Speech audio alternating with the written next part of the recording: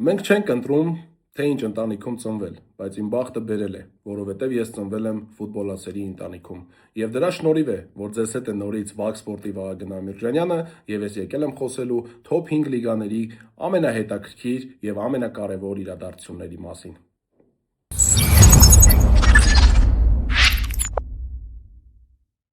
Բոլորը անցկացնում են իրենց խաղերը Ֆրանսիայի Լիգա 1-ում, կա թիմ, որը հանգստանում է անգամ այն դեպքում, երբ մրցակիցը դեմ է, որպեսզի այդ հանգիստը ապահովի, բայց այդպիսինն է Լիգա 1-ը, որի մասին ես հիմա խոսելու եմ։ Տուրի կենտրոնական հանդիպումը պետք է լիներ Paris Saint-Germain Lens-ը, բայց Paris Saint-Germain-ը ունի շատ յուրահատուկ եւ յուրօրինակ հնարավորություններ Լիգա 1-ում, երբ նա ցանկանում է, չի խաղում, հանգստանում է եւ շատ հարմար պատրաստվում է Չեմպիոնների լիգային եւ հենց այդ պատճառով էլ խաղը հետաձգվեց եւ Paris Saint-Germain Lens խաղը չկայացավ։ Լանսը իհարկե դեմ էր դրան, բայց ում է հետաքրքրում Լանսի կարծիքը, երբ Ֆրանսիայի լավագույն թիմը Paris Saint-Germain-ը ցանկանում է հանգստանալ։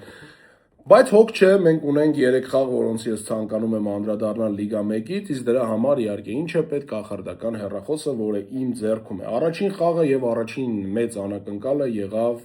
Փարիզ-Մոնակո խաղում, որտեղ նաեւ շատ կարեւոր մի անձնավորություն աչքի ընկավ, ով ֆուտբոլային աշխարհում շատ անգամներ է իր անունը վառել բոլորի սրտերում,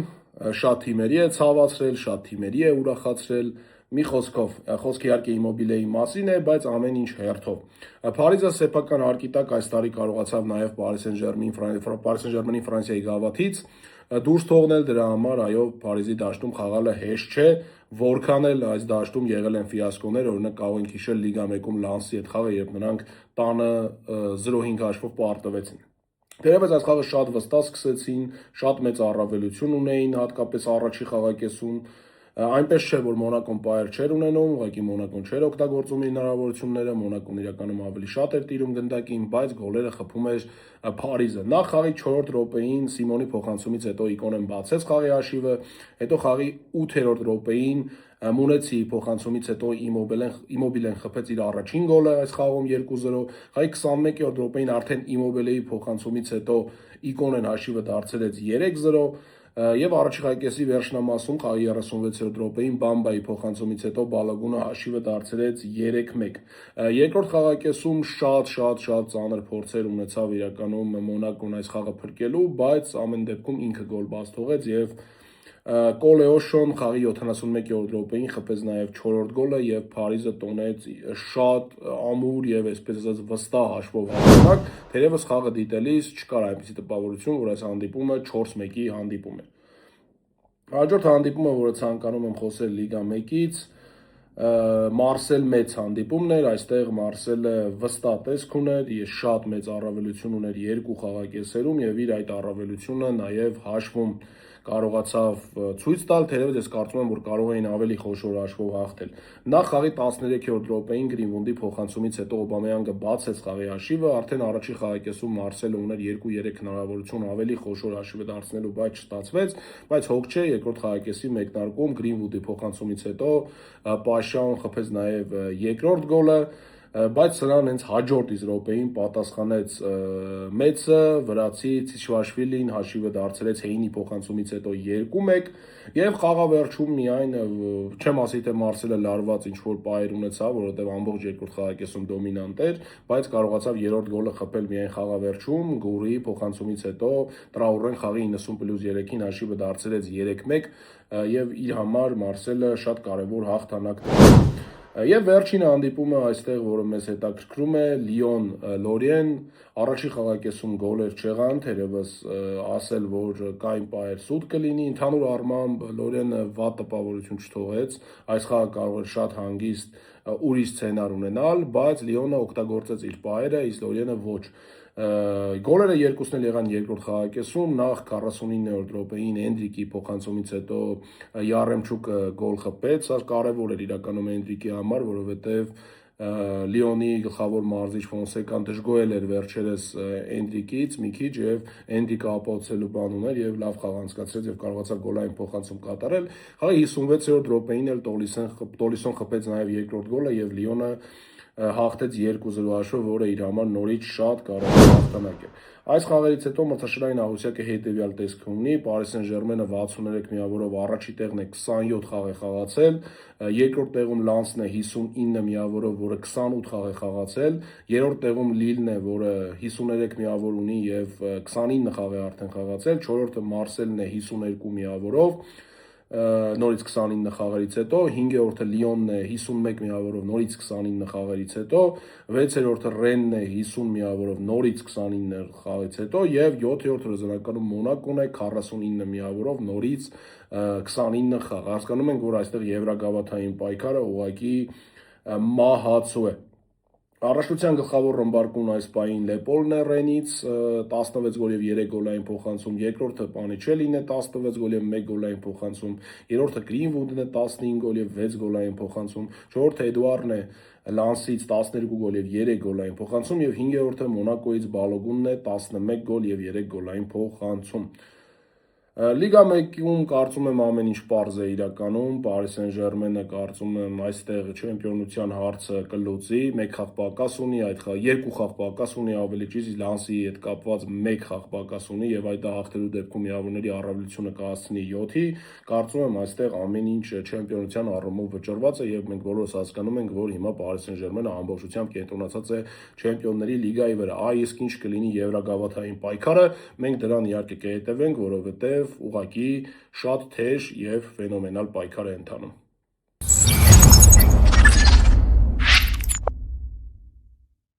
Հիմա եկել է ժամանակը Բունդեսլիգայի մասին խոսելու, որտեղ կարծես թե այս պահին խաղում է աշխարհի լավագույն թիմը եւ նա նաեւ Չեմպիոնների լիգայում կարողացավ հաղթանակ տոնել Սանտիագո Բեռնաբեում Ռեալ Մադրիդի նկատմամբ, բայց մինչև Բավարիային անդրադառնալը, որը արդեն դրոշ մեծ կարծում եմ իր չեմպիոնությունը Բունդեսլիգայում,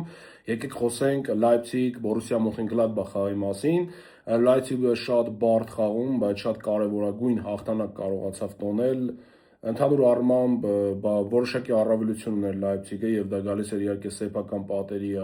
շնորհիվ, բայց ընդհանուր առմամբ այնպիսի խաղեր ընթանում, որ երկու թիմերն էլ կարող էին գոլ խփել եւ հաղթել, բայց Լայպցիգը իր համար շատ կարևոր գոլը խփեց խաղի միայն 80-րդ րոպեին Բաումգարտների փոխանցումից հետո Դիոմանդեն, որի ծառայություններով արդեն շատ թիմեր են հետաքրքրվում եւ հատկապես Լիվերպուլի հետ կապված Սալայի հեռանալուց հետո շատ է քննարկվում այն տարբերակը, որ այն Սալային փոխարինող կգա այս ֆուտբոլիստը, տեսնենք ինչպես կլինի, ամեն դեպքում այս խաղում նա շատ կարևոր գոլ խփեց եւ Լայպցիգի համար շատ կարևոր թանկ միավոր կարողացավ այդ գոլի շնորհիվ թիմը վաստակել։ Հաջորդ հանդիպումը, որի մասին ցանկանում եմ խոսել, տուրի կենտրոնական հանդիպումն էր Բորուսիա Դորտմունդ Բայեր Լևերկուզեն, այստեղ շատ նման պայքար էր ինչպես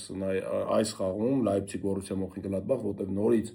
երկու թիմերը շատ ակտիվ էին, երկու թիմերը ունեին հնարավորություններ, ուղղակի մի բացառությամբ այստեղ Բորուսիան էր համեմատաբար ավելի ակտիվ Բայեր Լևերկուզենից, բայց գոլը խփեց Բայեր Լևերկուզենը, բայց նաև եւս մեկ տարբերություն կա, այդ գոլը խփեց առաջի խաղակեսում։ Խաղի 42-րդ րոպեին Անդրիխը կարողացավ բացել խաղի հաշիվը եւ այդ գոլին պատասխան այդպես էլ Բորուսիան չկարողացավ ունենալ, թերևս ուներ շատ պայեր այս խաղում ոչ ոքի կորզելու համար իմ կարծիքով, ընդհանուր առմամբ կարծում սա ոչ ոքի խաղ էր, բայց Բայերը նորից իր համար շատ կարևոր հաղթանակ տոնեց, Բորուսիայի դեպքում կարծում եմ ամեն ինչ պարզ է, նրանք արդեն վաղուց հասկացել են, որ Բունդեսլիգայում չեն կարող հաղթել, իսկ Բայեր Լևերկուզենը ուղղակի ամեն ձև փորձում է ճախրել դեպի քառյակ եւ լինել Չեմպիոնների լիգայի գոտում, դրա համար այս հաղթանակը, ինչպես ասում են, շատ կարևոր էր։ Օդ ու ջուր էր ուղղակի։ Եվ Բավարիայի խաղի մասին խոսենք, որը շատ մեծ ռոտացիա էր կատարել մեկնարկային կազմում եւ դա հասկանալի էր, որտեղ այստեղ նա ամեն ինչ վճռել է, բայց անգամ այսպիսի ռոտացիայի պայմաններում Բավարիան չնկատեց Պաուլին, ուղղակի ջախջախեց 5 գոլ խփելով, նախ խաղի 9-րդ րոպեին Լայմերի փոխանցումից հետո Մյուսալյան բացեց խաղի հաշիվը,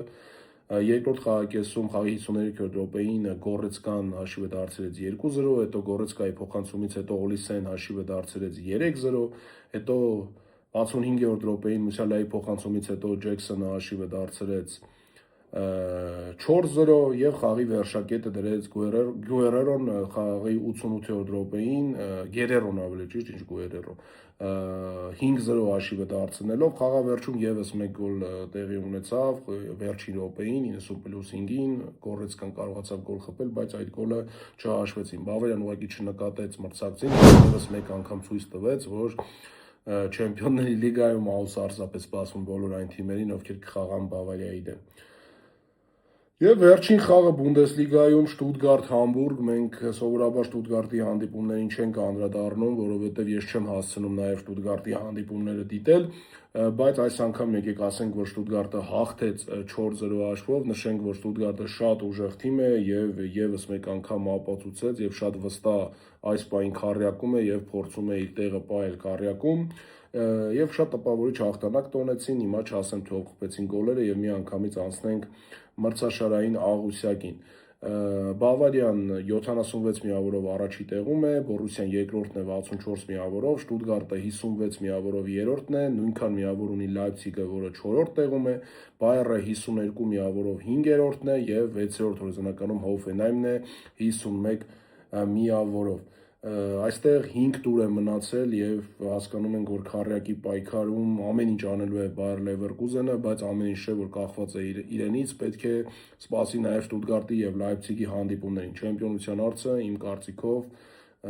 ամեն կերպ հաստատված է Բավարիայի կողմից, Բավարիան 12 միավորի առավելություն ունի եւ արդեն հաջորդ տուրում կարող է ամրագրել չեմպիոնությունը։ Առաջնության գլխավոր ռմբարկուն շարունակում է մնալ Հարի Քեյնը 31 գոլ եւ 5 գոլային փոխանցում, երկրորդը Ունդավն է Շտուտգարտից 18 գոլ եւ 5 գոլային փոխանցում, երրորդը Լուիս Դիասն է Բավարիայից 15 գոլ եւ 11 գոլային փոխանցում, չորրորդը Գիրասին է Բորուսիա Դորտմունդից 13 գոլ եւ 1 գոլային փոխանցում եւ 5-րդ տեղում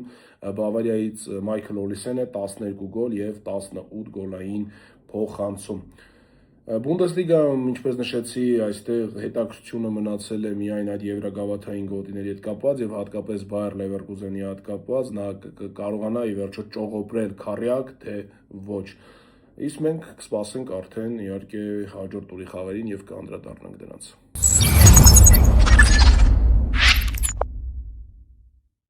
Խոսելու եմ Լա Լիգայի մասին, որտեղ կարծես թե ամեն ինչ ամրագրված է արդեն եւ այս տուրում վերջնականապես ամեն ինչ հաստատվեց։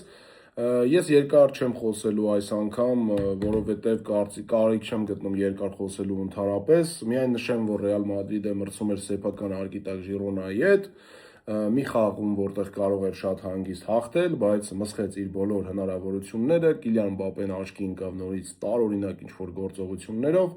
որոնց անդրադառնալ ուղղակի չեմ ցանկանում եւ կարծում եմ Ռեալի աստղերը վերջին երկու խաղում տոտալ տապալել են, հատկապես Կիլիան Մբապեն եւ Մբապեից բոլոր սպասելիքները Բավարիայի հետ խաղում են Ռեալ Մադրիդի երկրպագուներից եւ հիմա դնել եւ քննարկել թե ինչու է Կիլիան Մբապեն անհասկանալի որոշումներ կատարում, որոնցից մեկը օրինակ խաղի ընթացքում, երբ որ պետք է ցախ ոտքով արվածի, բայց չգիտես ինչու աջ ոտքով է արվածում,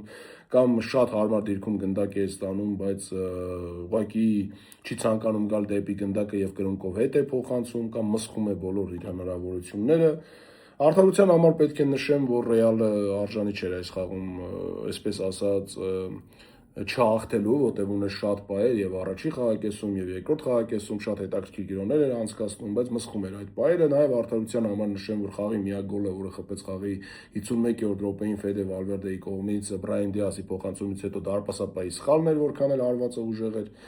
Արդարության համար նշեմ, որ պատասխան գոլը շատ գեղեցիկ էր Լեմարի կողմից, նշեմ, որ Ժիրոնան հիմնականում պաշտպանվում էր եւ երբեմն սուր գրոներ էր ունենում եւ առաջի խաղակեսում ուներ լավ պայեր եւ երկրորդ խաղակեսում եւ նաեւ նշեմ, որ խաղավերջում իհարկե Ռեալ Մադրիդը պետք է ստանար 11 մետրանց, որտեղ կարող էր խաղալ Կիլիան Մբապեի նկատմամբ, բայց իսպանացի մրցավարները նորից արեցին այն, ինչ սովորաբար անում են, չնկատեցին ամենանկատելի։ Այսքանը Ռեալ Մադրիդի հետ կապված, Ռեալ Մադրիդը ոչ ոքի խաղաց, արդեն Մալյորկայի խաղից հետո, երբ նրանք իրենց բոլոր շանսերը կորցրել էին, որոշեցին վերջնական հաստատել, այսպես ասած, Բարսելոնայի ապագա չեմպիոնությունը, որտեղ մաթեմատիկորեն դեռ ինչ-որ բաներ հնարավոր են։ Բարսելոնա, Էսպանյոլ, այստեղ իհարկե կատալոնական դերբի է, շատ կրակոտ մեկնարկ, կարելի է սպասել այս խաղից ու այդ կրակոտ մեկտարկը եղավ Բարսելոնայից։ Բարսելոնան առաջի խաղակեսում ուներ շատ մեծ առավելություն, ֆանտաստիկ ֆուտբոլ ցուցադրեց ընդհանրապես այս խաղում Լամին Յամալը, հիասքանչ տպավորություն թողեց նաև Ֆերրան Տորեսը, որը վերջապես գոլեր խփեց նախ Յամալի փոխանցումից հետո, անկյունայինից հետո Տորեսը կարողացավ հաշիվը դարձնել 1-0 խաղի 9-րդ րոպեին, խաղի 25-րդ րոպեին դրսի մասով Յամալի շքեղագույն փոխանցումից հետո Ֆերրան Տորեսը նաև խփեց երկրորդ գոլը։ Առաջի խաղակեսում Բարսելոնան իրականում կարող էր խփել նաև երրորդը, բայց չօգտագործեց իր հնարավորությունները։ Էսպանյոլից անկեղծ ասած առաջի խաղակեսում ես ինչ որ շատ լուրջ բան չեմ հիշում, բայց երկրորդ խաղակեսում իրականում իրավիճակը փոխվեց, եթե առաջի խաղակեսում Բարսելոնան ուներ շատ մեծ առավելություն, ապա երկրորդ խաղակեսում մի քիչ իրավիճակը փոխվեց, Էսպանյոլը սկսեց լավ խաղալ եւ կար պահ, որ անգամ ավելի լավ էր խաղում, քան Բարսելոնան եւ հենց այդ ընթացքում էլ կարողացավ նախ 56-րդ րոպեին Լոզանոյի փոխանցումից հետո կրճատել հաշիվը եւ սրանից հետո ուներ շատ լավ պահ, որպեսզի հաշիվը դարձներ 2-2, բայց չկարողացավ դա օգտագործել եւ դրանից հետո Բարսելոնան նորից խաղի թելը, այսպես ասած, վերցրեց իր ձեռքը, Յամալը 2 գոլային փոխանցումներին ավելացրեց գոլ, ընդհանրապես Յամալի բենեֆիսն էր այս խաղը, ու ընդհանրապես վերջին խաղերում Յամալը ուղղակի ինչ որ աննորմալ մակարդակի ֆուտբոլ է ցուցադրում եւ այս խաղը եւս բացառություն չէր։ Եվ խաղի 89-րդ րոպեին խաղի այսպես ասած յուղոտ վերջակետը նոր վնասվածքից վերադարձած Ֆրենկի դե Յոնգի փոխանցումից օգտագործեց Ռեշֆորդը եւ Բարսելոնան շատ վստահ հաղթանակ տոնեց եւ միավորների տարբերությունը արդեն հասցրեց 9-ի։ Լա Լիգայի Ատլետիկո Մադրիդի խաղը եւս իրականում այդքան շատ անդրադառնալու կարիք չկա, որտեղ Ատլետիկոն այնպիսի մեկնարկային կազմ էր ընտրել, որ կարծում եմ մեծ մասը կարող է չճանաչել ընդհանրապես ովքեր են այդ ֆուտբոլիստները, եթե խորապես չի հետաքրքրվում Ատլետիկո Մադրիդով։ Պետք է նշեմ, որ Ատլետիկոն վատ պայքար անգամ չառաջարկեց այդպիսի կազմով, իհարկե Սևիլյան ավելի շատ էր պայր ստեղծում, բայց գնդակին ավելի շատ տիրում էր Ատլետիկոն, ավելի շատ հարվածում էր Ատլետիկոն, բայց Սևիլյան կարողացավ հաղթանակ տոնել, բոլոր խաղերը խփվեցին առաջի խաղակեսում, նախ 11 մետրանոցից 10-րդ րոպեին Ադամսը բացեց խաղի հաշիվը, հետո 35-րդ րոպեի Դիասի փոխանցումից հետո Բոնար, այո, Ատլետիկո Մադրիդի ֆուտբոլիստներն հաշիվը դարձրեցին 1-1 եւ 45+2-ին Վարգասի փոխանցումից հետո Գուդելը խփեց երկրորդ գոլը եւ երկրորդ խաղակեսում այլևս գոլեր չգրանցվեցին։ Վիլյարեալը կարողացավ կարևորագույն հաղթանակ տոնել համար, եթե ցանկանում է լինել երրորդ հորիզոնականում եւ կոտոնեց այդ հաղթանակը Ատլետիկ Բիլբաոյի հետ։ Պետք է նշեմ, որ արդեն առաջի խաղակեսում իրենք վճռեցին այս դիմակայության ելքը, նախ Կարդոնան Օլուվասեի փոխանցումից հետո 26-րդ րոպեին գոլ խփեց, հետո 45+5-ին Գոնսալեսը հաշիվը դարձրեց 2-0։ 84-րդ րոպեին Գուրուզետան Բերչեի փոխանցումից հետո կրճատեց հաշիվը, դրանից հետո եւս 1 գոլ խփեց Վիլյարեալը, բայց այնտեղ կար խաղից դուրս իրավիճակ եւ չհաշվեց եւ ի վերջո Բիլբաոն անգամ սեփական արկիտակ ոչինչ չկարողացավ առաջարկել եւ իրոք ցավալի է, բայց Էրնեստո Վալվերդեի վերջին սեզոնը Ատլետիկ Բիլբաոյում շատ ողբերգական է ստացվում եւ Վիլյարեալը կարողացավ հաղթել։ Այս տուրում եւս մեկ շատ լավ հանդիպում եղավ, բայց չեմ անդրադառնա, զուտ կասեմ, Ռեալ Սոսիեդադ Ալավեզ 3-3, որտեղ չհասցրեցի այս խաղը դիտել, դրա համար անիմաստ է խոսել։ Եվ եկեք արդեն նայենք մրցաշարային աղյուսակը, որի մասին արդեն թեթև անդրադարձ արեցի։ Բարսելոնան 31 տուրերից հետո ունի 79 միավոր, Ռեալ Մադրիդը երկրորդն է 70 միավորով, Վիլյարեալը երրորդն է 61 միավորով եւ Ատլետիկո Մադրիդը չորրորդն է 57 միավորով։ Նրանից հետո եկող թիմերից հետո Բետիսն է 46, Սելտան է 44, Սոսիեդադն է 42 եւ Խետաֆեին եկեք ասենք 8-րդ տեղում է 41։ Հասկանում ենք, որ քառյակում կարծում եմ ամեն ինչ վճռված է, այնտեղ կարող է ինչ-որ, չգիտեմ, փոփոխություն լինել, օրինակ Ատլետիկոյի Վիլյարեալի հետ, թերևս Ատլետիկոն եթե Չեմպիոնների լիգայում կարողանա Բարսելոնայի հետ խաղից հետո մնալ Չեմպիոնների լիգայում, կարծում եմ Լա Լիգայում նա չի պայքարելու ընդհանրապես երրորդ տեղի համար ու այսպես ասած շուտ բան չի փոխվի, կարծում եմ քառյակում ամեն ինչ պարզ է, ուղղակի այստեղ պետք է որոշեն, թե ով է գնալու Եվրոպա լիգա եւ ով է գնալու Կոնֆերանսիաների լիգա։ Գլխավոր ռմբարկուների պայքարն է թեժացել, սա անպայման նշեմ, Կիլիան Մբապեն շարունակում է մնալ գլխավոր ռմբարկում 23 գոլ եւ 4 գոլային փոխանցմամբ, բայց Մուրիքին Մալյորկայից արդեն ունի 21 գոլ եւ 1 գոլային փոխանցում եւ այստեղ կարող է գուցե պայքար առաջարկել։ Երրորդ տեղում Բուդիմիրն է 16 գոլ եւ 0 գոլային փոխանցում, չորրորդ տեղում Յամալն է 15 գոլ եւ 11 գոլային փոխանցում եւ 5-րդ տեղում Ֆերրան Տորեսն է 14 գոլ եւ 1 գոլային փոխանցում։ Լա Լիգայում իրականում Իսպանիան ինչ որ հետաքրքիր բան չկա, կարծես թե ամեն ինչ պարզ է, այո, վերջում գուցե մեզ ինչ որ տեղ կեպ կփորձի հետաքրքրել, թե ով դուրս կմնա, ով կգա, բայց ու այդ ինչպես դեսի այդ կոնֆերենցիաների լիգայի ու Եվրոպա լիգայի գոտին է կարա հետաքրքիր թե ով կլինի։ Մնացած ամեն ինչ կարծում եմ արդեն Լա լիգայում վճռված է։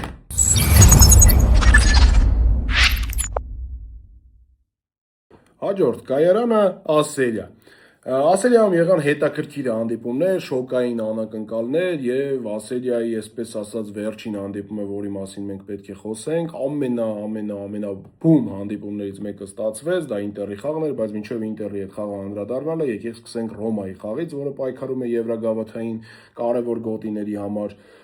Պիզայի հետ էր խաղում հետնապայի եւ շատ վստահ հաղթանակ տոնեց, նորից Մալենը իր մասին, այսպես ասած, բարձր աղմկեց։ Նախ խաղի 3-րդ րոպեին բացեց խաղի հաշիվը, հետո առաջի խաղակեսի 43-րդ րոպեին Ռենշի փոխանցումից հետո կարողացավ հաշիվը դարձնել 2-0, իսկ խաղի 52-րդ րոպեին Մալենը Սուլեի փոխանցումից հետո հաշիվը դարձրեց նաև 3-0։ Ռոման խնդիրներ չունեցավ, ուներ շատ մեծ առավելություն եւ կարևոր հաղթանակ տոնեց եւ պետք է սպասեր Յուվենտուսի եւ Կոմոյի խաղերին, որպեսզի հասկանար թե ինչ իրավիճակ կստեղծվի իր համար մրցաշարային աղյուսակում։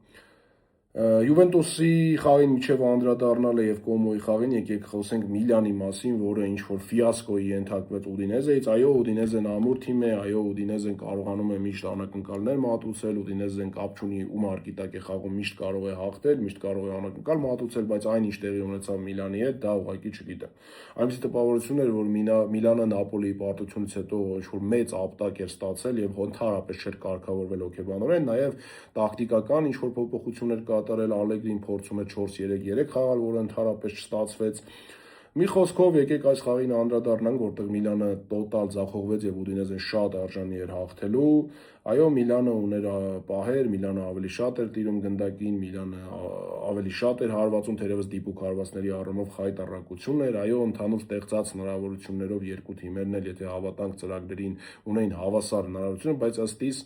Ուդինեզեն ավելի լավ պահեր ուներ, քան Միլանը։ Ինչևէ, արդեն առաջի խաղակեսում Միլանը 2 գոլ բաց թողեց, սա առաջի դեպքը չէ, բայց եղել է, որ միշտ Միլանը վերադարձել է, բայց այս անգամ այդ վերադարձի այսպես ասած բոլոր փորձերը անմխիթար էին։ Նախ Բարտեսագին ինքնագոլի հեղինակ դարձավ խաղի 27-րդ րոպեին, 10 րոպեից Զայնոլոյի փոխանցումից հետո շատ բարդ անունով ֆուտբոլիստը Էկելենկամպը կարողացավ հաշիվը դարձնել 0-2, երկրորդ խաղակեսում նույն այդ բարդ անունով ֆուտբոլիստի փոխանցումից հետո Ատան 71-րդ րոպեին դարձեց 3-0, այս դրվագը ուղղակի պետք է դիտել, թե ինչպես է պաշտպանվում Վինթերը, ուղղակի ինչ որ անհասկանալի է, թե ինչ է անում, ուղղակի սպասում է, այսպես ասում ես, արի արձակվողին, հիմա խփի, հիմա խփի։ Այնպեսի տպավորություն էր, որ կարծես թե ավտոկայանատեղիում ավտոմեքենա էր անցնում եւ նա օգնում էր, այսպես ասած, այդ պահին անցնողին, այս դեպքում անցնողը Ատան էր, որը ուղղակի եկավ, լսեց Վինտերին, արի եւ կողեց տակը խփելով երրորդ գոլը 3-0։ Միլանը սրանից հետո ուշքի չեկավ, ամբողջությամբ շոկի ենթարկվեց եւ պարտություն կրեց։ Իհարկե լավ առիթ էր, որպեսզի Նապոլին երկրորդ տեղում ամրանար, բայց Նապոլին այս տուրում եւս չհաղթեց։ Բայց մինչև Նապոլի խաղին անդրադառնալը հաջորդ խաղը մեր ցուցակով Ատալանտա-Յուվենտուս խաղն էր, սա շատ բարդ խաղ, բայց շատ կարևոր խաղ էր Յուվենտուսի համար, որտեղ Յուվենտուսը գիտակցում էր, որ Կոմոն խաղալու է Ինտերի հետ եւ հաղթելու դեպքում նրանք հասկանում էին, որ մինչև Կոմո-Ինտեր խաղը նրանք արդեն կբարձրանան քարյակ եւ հույս կունենան, որ Ինտերը Կոմոյի հետ առնվազն չի պարտվի։ Պետք է նշեմ, որ Ատալանտան առաջի խաղակեսում ավելի լավ տեսք ուներ եւ ընդհանուր խաղում ավելի շատ պաս ստեղծեց, քան Յուվենտուսը, բայց Յուվենտուսը կարողացավ դիմանալ եւ հատկապես շատ կարեւոր էին խաղի առաջին 10 րոպեները առաջի խաղակեսում, որտեղ Ատալանտան շատ մեծ առավելություն ուներ առաջին 10 րոպեներին եւ երկու շատ վտանգավոր պաս ստեղծեց, որոնցից մեկն էլ դարպասաձողին դիպավ գնդակը եւ այս ճնշման տակ կար տպավորություն, որ Յուվենտուսը չի կարողանալու դիմանալ ու ի վերջո առաջինն է բաց թողնելու, բայց այդպես չեղավ։ Հետո քիչ խաղը կարողացավ Յուվենտուսը հավասարեցնել առաջի խաղակեսում, բայց ասել, որ ինչ որ շատ լուրջ բայր էր ստեղծում Յուվենտուսը, սուտ կլինի, նույնը կարելի է ասել նաև Ատալանտայի մասին։ Մեկնարկեց երկրորդ խաղակեսը, այստեղ նորից Ատալանտան ուներ մեծ առավելություն, բայց շատ լավ պայի, շատ անհասկանալի, ինչ որ այսպես շատ ծիծաղելի իրավիճակում Ատալանտայի պաշտպանները գնդակը բերեցին եւ դրեցին Ժերեմի Բոգայի առջև եւ Ժերեմի Բոգան գրավեց արդեն կարելի ասել անպաշտպան դարպասը, որտեղ այնտեղ դարպասապահը եւս ինչ որ անհասկանալի բաներ կատարեց եւ տեղում չէր եւ բառից բուն իմաստով սա թող չլինի բառախաղ, բայց կարելի ասել, որ երկնքից ինչ որ մեկը օգնեց Յուվենտուսին այս գոլի դրվագում, որտեղ ամեն ինչ պատրաստվեց, որպեսզի Ժերեմի Բոգան խփի այդ գոլը եւ Ժերեմի Բոգան խփեց այդ գոլը։ Այս գոլից հետո Յուվենտուսին մնում էր միայն դիմակայել, սա երկրորդ խաղակեսում միակ դիպուկ հարվածն եղել Յուվենտուսի եւ ասել, որ Յուվենտուսը ունեցավ ինչ որ ուրիշ բայր երկրորդ խաղակեսում սուտ կլինի, Յուվենտուսը ուղղակի մաքարեց եւ ի վերջո կարողացավ հաղթանակ տոնել, որտեղ Ատալանտան այդպես էլ չգտավ Դե Գրեգորիայի դարպասի բանալին եւ Յուվենտուսը իր համար մեգա կարեւոր հաղթանակ տոնեց այս խաղում եւ պետք է սպասեր իր մրցակից Կոմոյի խաղին։ Կոմոյի խաղի մենք վերջինն ենք խոսալու, մինչև այդ խոսենք Պարմա Նապոլի խաղի մասին, որտեղ Նապոլին ուղղակի հիասթափեցրեց, թերևս ուներ հսկայական առավելություն խաղային բոլոր ասպեկտներում, բայց առաջին րոպեին հենց արդեն բաց թողեցին, Ստրեֆեզան Էլփեգի փոխանցումից հետո կարողացավ հաշիվը բացել եւ Նապոլին սրանից հետո ամբողջ առաջին խաղակեսում, երկրորդ խաղակեսում ուներ մեծ առավելություն, բայց կարողացավ խփել ընդամենը 1 գոլ։ Հոյլունդի փոխանցումից հետո Մակթոմինեի խաղի 60-րդ րոպեին հաշիվը հավասարեց, այդպես էլ Նապոլին չկարողացավ խփել երկրորդը եւ հաղթանակի նժարը թեքել իր կողմը, եւս մեկ նվեր Ինտերին։ Եվ ահա եկանք այդքան սպասված Կոմո Ինտեր խաղին, որը այս տուրի իմ կարծիքով լավագույն հանդիպումն էր բոլոր առաջնություններում, ամենահետաքրքիրը, ամենահարձակողականը, այո, պաշտպանները շատ էին թերանում, չեն կարող պաշտպանները չթերանալ այսպիսի խաղում, երբ այսքան գոլեր է լինում, բայց ընդհանուր ֆուտբոլային առումով սա տոն էր եւ շատ ուրախ խաղ էր։ Պետք է նշեմ, որ առաջի խաղակեսում Կոմոն սեփական արգիտակ իհարկե սովորաբար փորձում է խաղալ հարձակողական ֆուտբոլ եւ պահերով էլ Կոմոն իհարկե ավելի շատ պաս ստեղծեց, քան Ինտերը։ Առաջի խաղակեսում ամեն ինչ շատ լավ էր ընթանում Կոմոյի համար, նախ 36-րդ րոպեին Վալեն բացեց խաղի հաշիվը, հետո 45-րդ րոպեին Բուտեսի փոխանցումից հետո Նիկո Պասը խփեց իր հերթական գոլը եւ հաշիվը դարձրեց 2-0 եւ այստեղ եղավ իմ կարծիքով ամենակարևոր պահը, որովհետեւ այս գոլից հետո եթե Ինտերը շատ արագ հաջորդ իսկ րոպեին չկարողանար գոլ խփել, իմ կարծիքով կարող էր լրիվ ուրիշ պատկեր լինել այս խաղում, որովհետև 45+1-ին Թյուրամի խփված գոլը Բարելայի փոխանցումից հետո փոխեց ամեն ինչ, որովհետև մենք տեսանք արդեն, որ Ինտերը սկսեց հավատալ, որ կարող է այս խաղում վերադառնալ։ Շատ կարևոր գոլ էր Ինտերի համար։ Եվ երկրորդ խաղակեսը հենց այդպես էլ սկսեց, նորից պաշտպանությունում Կոմոյի ֆուտբոլիստները լավ չգործեցին, Թյուրամը կարողացավ դուբլի հեղինակ դառնալ եւ հաշիվը դարձրեց 2-2։ Կոմոն իր փորձերն էր անում, Ինտերը իր փորձերն էր անում եւ ի վերջո Ինտերը նաեւ հաշվի մեջ առաջ անցավ, Չանալօղլուի փոխանցումից հետո Դումֆրիսը հաշիվը դարձրեց 2-3, սրանից հետո Նապոլի Կոմոյի բոլոր փորձերը ապարդյուն էին, թերևս կային դրանք, բայց Զոմերն էր լավ խաղում կամ պաշտպանվում էր Ինտերը լավ եւ ի վերջո խաղի 72-րդ րոպեին Դումֆրիսը եւս դուբլի հեղինակ դարձավ 2-4։ Թվաց, թե ամեն ինչ ավարտվել է, Կոմոն արդեն կհանձնվի, բայց Կոմոն չհանձնվեց, շատ մեծ ճնշում էր տալիս Ինտերի պաշտպանությանը եւ կարողացավ դրա շնորհիվ հաստատել 11 մետրանոց եւ 89-րդ րոպեին, եկեք սկզբից այնտեղ Տուգանային էր նշանակվել, հետո Վառով միջամտեցին եւ 11 մետրանոց դարձրեցին։ Ի վերջո Կուդա իրացրեց Կունյան 3-4, Կոմոն փորձեց նաեւ փրկել խաղը, բայց չստացվեց, Ինտերը շատ կարեւոր հաղթանակ եւ այս հաղթանակով կարծում եմ նշմարեց Ինտերը նաև Ասերիայում իր չեմպիոնությունը, գուցե շտապում եմ, որովհետև Իտալիայի առաջնում անակնկալներ շատ են լինում եւ ընդհանրապես Ինտերը եւս սովոր է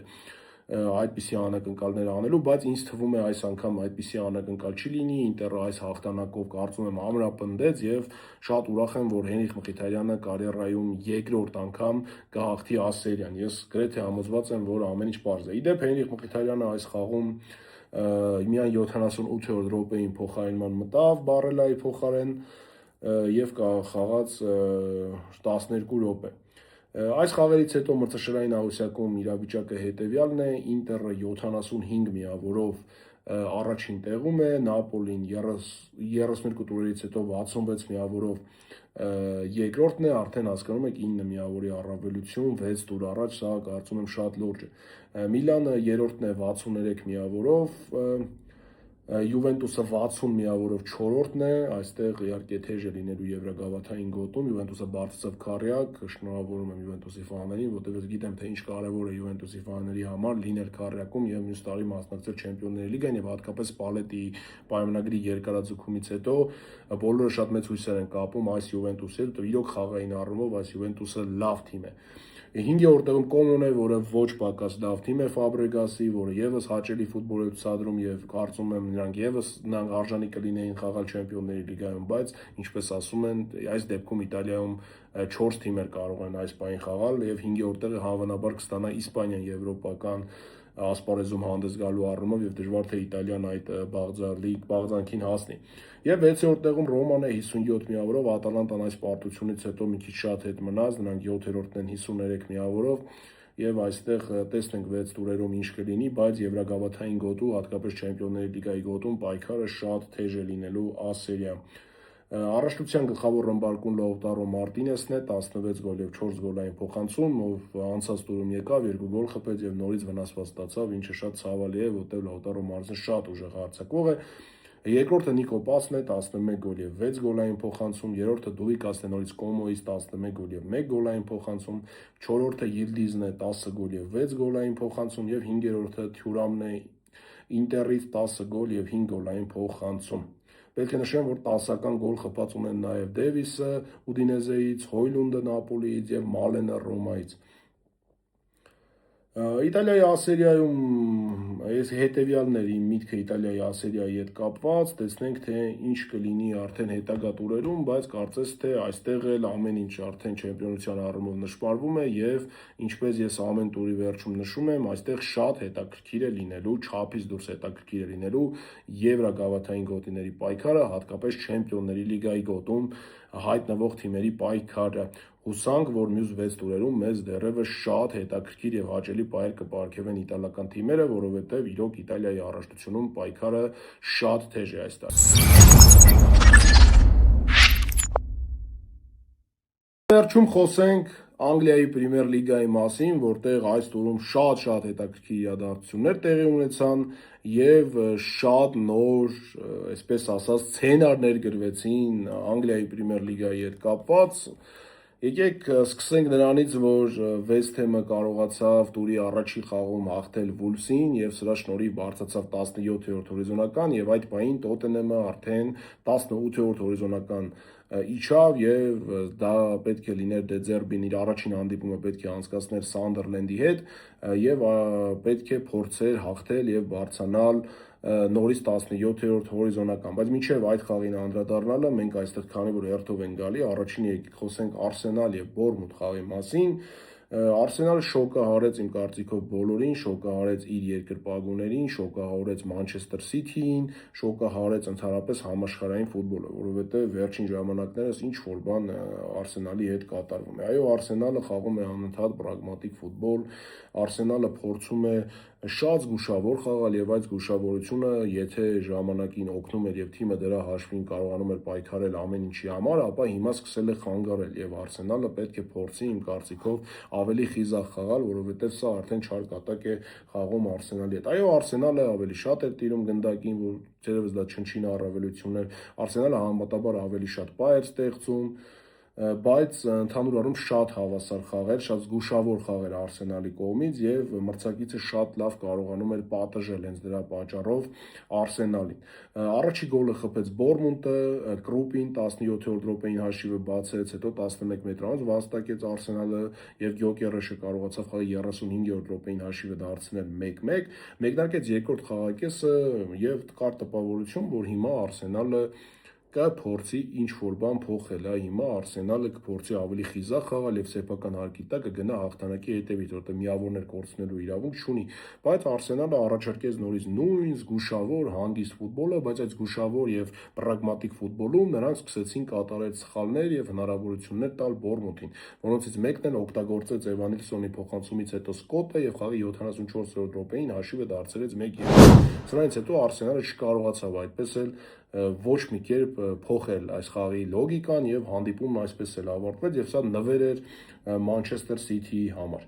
Manchester City խաղին կանդրադառնանք, իհարկե դա վերջում ամենավերջում ենք խոսելու այդ հանդիպման մասին։ Հիմա խոսենք Liverpool-Fulham խաղի մասին, որտեղ Liverpool-ը կարողացավ շատ հանգիստ հաղթանակ տոնել, ուրախացրեց իր երկրպագուներին, իմ կարծիքով լավ խաղացին։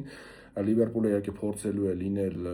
հնգյակում, այսպես ասած, որպեսզի ստանա Չեմպիոնների լիգայի գոտում, եւ այս խաղում պետք է իհարկե դրական ինչ-որ ազդակ ունենալ, որպեսզի հետո Չեմպիոնների լիգայի Paris Saint-Germain-ի հետ խաղում փորձեն Anfield-ում հրաշք կատարել։ Կոնկրետ այս խաղում Anfield-ը շատ օգնեց եւ շատ գեղեցիկ գոլ խփեց Վիրցի փոխանցումից հետո Նգումուան խաղի 36-րդ րոպեին։ Իդեպ այդ գոլերը դուք կարող եք դիտել իմ Telegram-յան ալիքում,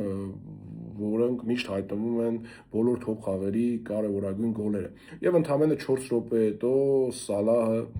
որը հայտարարել է թիմից հեռանալու մասին, դրա մասին հայտարարեց նաև Ռոբերտսոնը, այո, Լիվերպուլի երկրպագուների համար շատ դաժան տարի է։ Սլոտի տղայի փոխանցումից հետո, եթե չգիտեք ով է Սլոտի տղան, Գակպոյի փոխանցումից հետո հաշիվը դարձրեց 2-0։ Երկրորդ խաղակեսում, այսպես ասեմ, շատ այսպես հանգիստ ընդհանուր ֆուտբոլ էր ընթանում,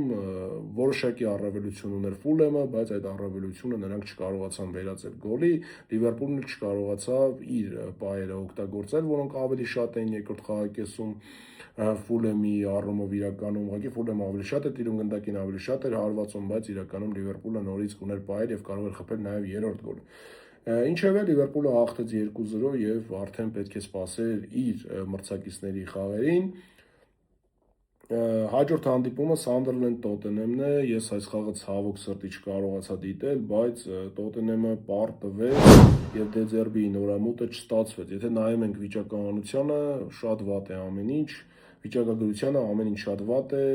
նայում ենք ավելի շատ պաս ստեղծել է Sunderland-ը, ավելի շատ հարվածել է Sunderland-ը, ավելի շատ գնդակին տիրել է Sunderland-ը, մի խոսքով նաև մեծ պայերով Sunderland-ը ունեցել է առավելություն եւ ցավալի է, բայց Tottenham-ը այս պահին գլորվում է անդունդը եւ Դեզերբին շատ քիչ ժամանակ ունի ինչ որ բան փոխելու։ Ընդհանրապես իմ համար անհասկանալի էր, թե ինչու Դեզերբին որոշեց գալ Tottenham եւ դառնալ Tottenham-ի գլխավոր մարզիչը, որովհետեւ իրոք անհասկանալի էր այդ որոշումը, որտեվ շուտով աշխարհի առաջնությունն է, շատ թիմեր հնարավոր է սեզոնից հետո նաև որոշեն նոր մարզիչներ բերել եւ Դեզերբին շատ պահանջված մարզիչ է բոլորի համար եւ նա շատ տեղեր կարող է աշխատել ավելի լավ վիճակում գտնվող թիմերի։ Այո, Tottenham-ը թոփ է, բայց Tottenham-ը քաոտիկ ղեկավարություն ունի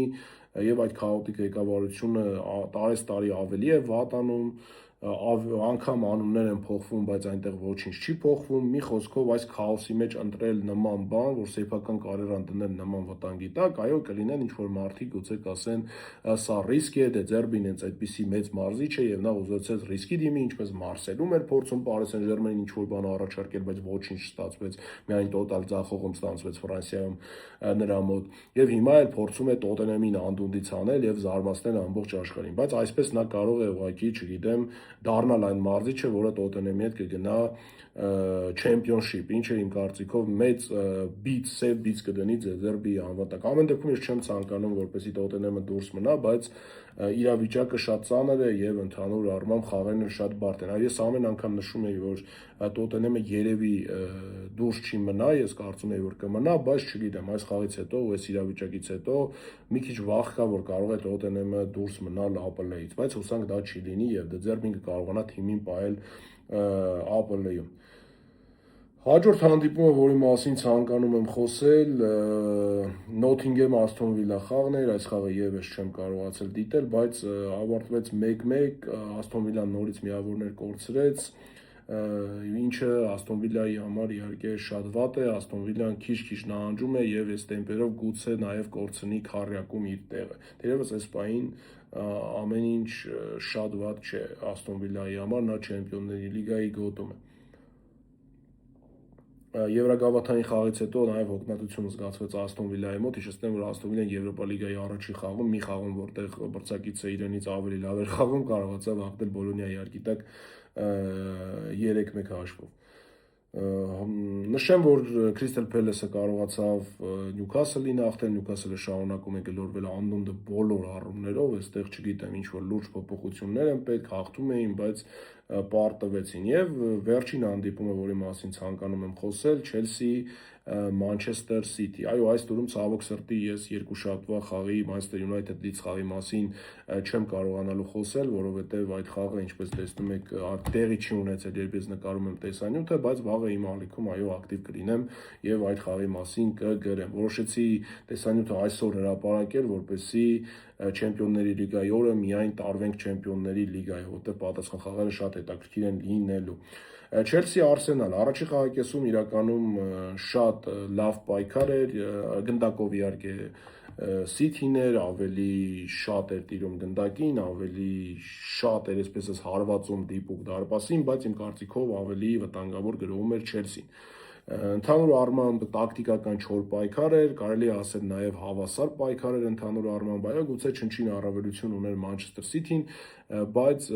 ընդհանուր առմամբ հավասար հանդիպում էր, որտեղ տակտիկական չոր պայքար էր ընթանում, որտեղ մի թիմը գնդակով էր եւ փորձում էր ռիսկի չդիմել, բայց գտնել այն անցքերը, որպեսզի կարողանա բացել խաղի հաշիվը, իսկ մյուս թիմը պաշտպանվում էր եւ սպասում էր իր պահին, որպեսզի կարողանա հակագրոնների վրա գոլեր խփել եւ իրականում այդ հակագրոնները երբեմն վտանգավոր ստացվում են։ Սակայն երկրորդ խաղակեսում իրավիճակը ամբողջովին փոխվեց, շատ լավ մեկնարկեց Մանչեսթեր Սիթին, ունեցավ մի քանի պահ եւ ի վերջո խփեց իր գոլը եւ նորից խփեց ամենահաս Օ'Րայլին Շերկիի փոխանցումից հետո, ընդհանրապես այս քայլը Գվարդիոլայի շատ լավն է եւ Գվարդիոլան հիասքանչ է կարողացել Օ'Րայլիին տեղակայել թիմում, որովհետեւ անընդհատ Օ'Րայլին դառնում է այն ֆուտբոլիստը հարձակման կրակագծում, ում ոչ մեկը չի սպասում։ Նա անընդհատ դառնում է այն ավելորդ ֆուտբոլիստը, ում հասնում է գնդակը եւ նա կարողանում է գոլ խփել, դա ուղղակի սա հիասքանչ է անում։ Իհարկե այստեղ պետք է նաեւ նշել Էրլինգ Հոլանդի մասին, որը իրականում մեծ աշխատանք է կատարում, որովհետև իր վրա շատ ֆուտբոլիստներ է վերցնում եւ հենց դրա շնորհիվ է, որ Օ'Րայլին կարողանում է նման ազդեցություններ ստանալ Տուգանային հրապարակում։ Այո, Էրլինգ Հոլանդի գոլային հոտառության հետ ինչ որ բան կատարվում է եւ այս խաղում էլ մինչեւ այս պահը նա կարող էր գոլ խփել, բայց հիասքանչ պաչ օգտագործեց, բայց նա կատարում է մի դեր, որը կարծում եմ պետք է նաեւ գնահատել, որտեղ երբ որ նայում են մարդիկ նրա խաղին, նրանից սպասում են միայն գոլ, բայց իրականում նա հսկայական աշխատանք է կատարում, նա իջնում է կենտրոն, գնդակ է ստանում եւ նա արդեն շատ վաղուց այս սեզոնում իմ կարծիքով արդեն արմատապես ցույց է տալիս, որ նա միայն Տուգանային հրապարակի հարձակվող չէ եւ միայն դասական 9 չէ եւ իրականում հսկայական աշխատանք է կատարում, հատկապես դիրքային առումով, ինչի մասին ոչ մեկը չի խոսում, որովհետեւ Էրլինգ Հոլանդից սովոր են տեսնել միայն գոլեր, միայն կրակագծում եզրափակումներ, բայց Էրլինգ Հոլանդը իրականում հսկայական աշխատանք է կատարում եւ այս կենտրոնում այսպես ասած Օ'Րայլիի անընդհատ այս կարևոր գոլերը նաեւ գալիս են նրանից, որ Էրլինգ Հոլանդը իր վրա շատ պաշտպանների է շեղում եւ Օ'Րայլին կարողանում է այդ ազատությունը ստանալ։ Սիթին շատ արագ նաև խփեց երկրորդ գոլը, Շերկի հիասքանչ փոխանցումից հետո Գեյհին հաշիվը դարձրեց 2-0 եւ Չելսին իրականում շոկի մեջ էր, ոչինչ չէր կարողանում անել եւ այնտեղ Կայսեդոյի կոպիտ սխալից հետո եւ նաեւ շատ վատ խաղաց իմ կարծիքով Չելսիի դարպասապահ Սանչեսը բաց թողեցին երրորդ գոլը, Դոկուն խփեց այդ գոլը 68-րդ րոպեին։ Սրանից հետո Չելսին ինչ որ փորձեր արեց, բայց ապարդյուն էր, ամեն ինչ ավարտված էր եւ բոլորը հասկանում էին, որ Սիթին այս հաղթանակով, հատկապես երբ հաջորդ տուրում Արսենալի հետ խաղն է եւ Սիթին էլ մեկ խաղ պակաս է անցկացրել Արսենալից, ուղղակի այդ չեմպիոնական պայքարը դառնում է չգիտեմ, շատ կրակոտ եւ մեգա, եթե հանկարծ հաջորդ տուրում Մանչեսթեր Սիթին կարողանա հաղթել Արսենալին, ամեն ինչ կախված է լինելու Մանչեսթեր Սիթիից, որտեղ Մանչեսթերի բոլոր խաղերը հաղթելու դեպքում կդառնա չեմպիոն, իսկ Արտետային ինձ թվում է երկրպագուները ուղղակի կկախեն այդ ամեն ինչից հետո ու չեն ների, եթե անգամ ինձ թվում է Չեմպիոնների լիգան հաղթի Արսենալը, որովհետեւ ԱՊԼ-ն կորցնելը ինձ թվում է ոչ մեկը չի ների։ Իսկ Մանչեսթեր Սիթին լավ թափ է հավաքել, նրանք հաղթեցին Անգլիայի լիգայի գավաթը, Անգլիայի գավաթում կիսա փակչում են Սաութհեմփտոնի հետ սեփական արգիտակ շատ հարմար մրցակից եւ այնտեղ էլ հավանաբար եզրափակում խաղալու են Չելսիի հետ, որը կիսաեզրափակում Լիդսի հետ է խաղալու իր խաղը եւ այստեղ ես շատ եմ սպասում, որ հենց այդ դիմակայությունն ունի եզրափակում եւ կարող է այնպես ստացվել, որ չտապենք իհարկե, որտեղ Արսենալը պայքարի մեջ եւ դեռ շարունակում է մնալ ֆավորիտ այս պայքարում չեմպիոնական, բայց կարող է այնպես ստացվել, որ Մանչեսթեր Սիթին հաղթի 3 տիտղոս Անգլիայի ներսում, ինչը կլինի այսպես ասած անգլիական թրեբլ։ Տեսնենք ինչպես կստացվի, թերևս շատ հետաքրքիր է լինելու հաջորդ տուրը, ես կարծում եմ հաջորդ տուրում Manchester City Arsenal խաղի մասին ամենաերկարն եմ խոսելու եւ հուսանք չի լինի այնքան անհետաքրքիր հանդիպում, որպեսզի խոսալու առիթ չունենանք, բայց իմ կարծիքով ինչ է լինի, այդ հանդիպումը կարող է շատ վճռորոշ լինել ԱՊԼ-ի չեմպիոնի պայքարում։ Այս խաղերից հետո մրցաշարային աղյուսակում իրավիճակը հետևյալն է, Arsenal-ը 70 միավորով առաջին տեղում է, Manchester City-ին 1 խաղ պակաս խաղացած ունի 64 միավոր, Manchester United-ը 1 խաղ պակաս խաղացած ունի 55 միավոր, ես նշեցի, որ United-ը Leeds-ի հետ խաղալու է երկուշաբթի օրը ժամ 23:00-ին, կարծես թե 4 տեղում Aston Villa-ն է 55 միավորով 32 խաղից հետո, Liverpool-ը 5-րդն է 52 միավորով եւ Chelsea-ն 6-րդն է 48 միավոր։ Հիմա ուշադրություն, թե Chelsea-ին ինչքան թիմեր են մոտեցել այս ընթացքում։ Brentford-ը, Everton-ը համապատասխանաբար 7-րդ, 8-րդ տեղ ունեն 47-ական միավոր։ Sunderland-ը եւ Brighton-ը ունեն 46-ական միավոր 9-րդ եւ 10-րդ տեղում։ Bournemouth-ը 11-րդ տեղում ունի 45 միավոր եւ 12-րդ տեղում Fulham-ը ունի 44 միավոր։ Այստեղ հասկանում եք, այնպես կարող է ստացվել, եթե Chelsea-ն շարունակի միավորներ կորցնել, անգամ կարող է կորցնել Եվրոպա լիգայում տեղը, կոնֆերենցիաների լիգայում տեղը, որտեղ այստեղ իրոք շատ աղեղ է։ Chelsea-ն պետք է ուշքի գա եւ փորձի պայքարել, գոնե եթե չի կարողանում մտնել հնգյակ, գոնե լինել 6-րդը։ Կարծում եմ սա թերևս դա չեն ների իմ կարծիքով Chelsea-ի ղեկավարները, թերևս նշում են, որ Ռոսիոների հետ շատ մեծ հույսեր են կապում։ Թերևս Chelsea-ի այսօրվա անփառունակ պարտությունը, Paris Saint-Germain-ից երկու անփառունակ պարտությունները չգիտեմ, շատ ծանր իրավիճակում են գցել Chelsea-ին։ Առաջնության գլխավոր ռմբարկուն շարունակում է մնալ Էրլինգ Հոլանդը, բայց այստեղ եւս նրան արդեն շատ թեժ պայքար է առաջարկում Իգոր Տիագոն, 22 գոլ ունի Հոլանդը եւ 7 գոլային փոխանցում, Իգոր Տիագոն Brentford-ից ունի 21 գոլ եւ 1 գոլային փոխանցում, այստեղ պայքարը եւս թեժացել է։ Երրորդ տեղում Սեմենյոնը 15 գոլ եւ 4 գոլային փոխանցում, 4-րդ տեղում Ժոաու Պեդրոն է 14 գոլ եւ 5 գոլային փոխանցում եւ 5-րդ տեղում Գյոկերեշն է, որը Վելբեքի հետ է կիսում այստեղը 12-ական գոլով եւ 0 գոլային փոխանցումով։ Իսկ ինձ մնում է միայն հիշեցնել, որպեսզի չմոռանաք ինձ միանալ իմ YouTube-յան ալիքին, մենք այստեղ գնալով աճում ենք եւ փորձում եմ ես ամեն անգամ ձեզ համար ֆուտբոլային հետաքրքիր տեսանյութեր բերել եւ ամփոփել բոլոր ֆուտբոլային կարևոր իրադարձությունները։ Նաեւ չմոռանաք ինձ միանալ իմ մյուս սոցիալական հարթակներում, Instagram, Telegram, TikTok Եվ ինձ մնում է ընդամենը մեկ բան ասել ձեզ, շնորհակալություն, որ դուք կաք ընկերներ, շնորհակալություն, որ հետևում եք ինձ, շնորհակալություն, որ դիտում եք իմ տեսանյութերը եւ ամեն անգամ ինձ համար ավելի մեծ պատասխանատվություն է դառնում այս տեսանյութերը նկարելը։ Ես փորձում եմ գնալով ավելի ու ավելի լավացնել իմ տեսանյութերի որակը, շուտով հնարավոր են փոփոխություններ, նաեւ դիզայնի եւ տաղավարի հետ կապված, ես աշխատանք եմ կատարում, որպեսզի կարողանամ ավելի լավ նկարել իմ տեսանյութերը եւ հուսով եմ դա շուտով կստացվի։ Շնորհակալություն ընկերներ, լավ մնացեք, կհանդիպենք։